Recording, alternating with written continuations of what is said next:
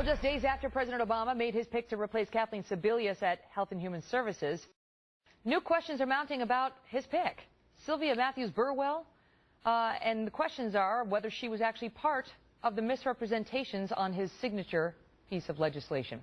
Mark Thiessen is a fellow at the American Enterprise Institute and a former speechwriter for President George W. Bush. Mark, good to see you. And so, hi, Megan. Apparently, I think a lot of people will be looking at somebody from the Office of Management and Budget. It's like OMB and thinking, okay, they picked the most boring person you could possibly find so we can have the most boring, non-confrontational confirmation hearings ever. Not so? Not so. So Sylvia Burwell heads the Office of Management and Budget, which, as its name implies, is responsible for preparing the president's budget.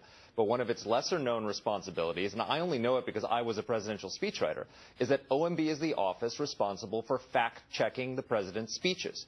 So when the speechwriter sends a speech out, it goes through something called the staffing process, where it's circulated to all the senior people in the White House. And it goes to the Office of Management and Budget, where there are career policy experts in almost every area of government who are responsible for scrubbing it for factual accuracy. And they literally send back the speechwriter's edits into the speech saying, this is inaccurate, here's another way you could say it. Or they send a memo detailing their factual objections to a speech. And so this office was responsible for scrubbing the "you can keep your plan" line. So the question for Burwell is, how did one of the biggest lies in presidential history make it through OMB's fact-checking process not once, but dozens of times, both before she took over and after she became the head of OMB? So short of the people who are in the White House who actually know the answer to that question because they were there on the decision-making, the OMB department might be the best department to ask that question of how did the so-called lie of the year, how did they get away with saying that?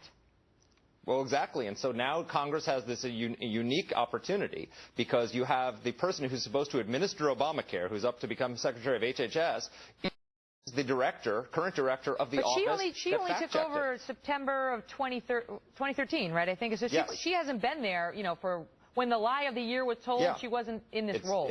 It started under Peter Orszag, it continued under Jack Lew, and it continued under her. In September of 2013, the president went out and said a different version of it, but basically saying if you have your health care, you don't have to do anything. You're fine. If you're in the individual market, you don't have to do anything. He said this while she was the director of it. And in addition, after he got caught with that being a lie, he went out and told another whopper, which was, he said, I was talking about individual market people, that's just 5%. I was talking about people with employer-based care. But as you and I have discussed many times before, there are tens of millions of people with employer-based care who are also going to lose their health plans. And that shoe has yet to drop. That was on her watch. That has yet to drop, and so she will be questioned about that. That's interesting. So these confirmation hearings may have more focus on Obamacare and these stories than they anticipated. Mark, good to see you. Former chief speechwriter. Chief, you were the chief. Good to see you. Thank you, Megan.